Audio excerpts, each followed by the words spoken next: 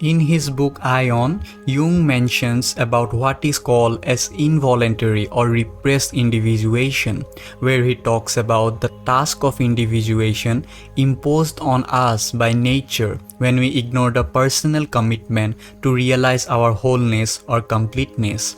Jung writes, if one does this consciously and intentionally, one avoids all the unhappy consequences of repressed individuation. In other words, if he voluntarily takes the burden of completeness on himself, he need not find it happening to him against his will in a negative form. This is as much as to say that anyone who is destined to descend into a deep pit had better set about it with all the necessary precautions rather than risk falling into the hole backwards.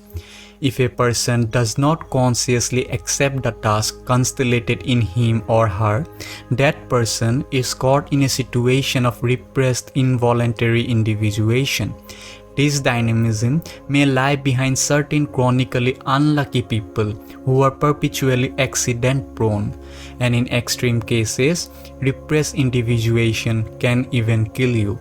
A variation of involuntary individuation is what might be called exteriorized individuation. Jung says, the psychological rule says that when an inner situation is not made conscious, it happens outside as fate.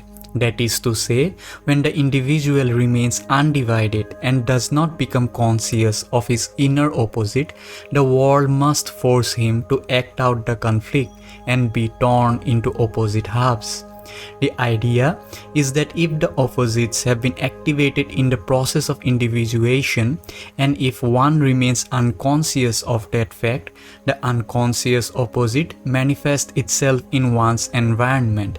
Then the conflict hits one from the outside rather than from the inside.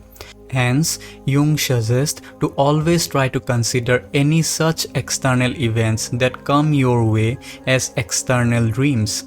You should assume that they are carrying a psychological meaning in the same way a dream does, and to interpret them in the same way.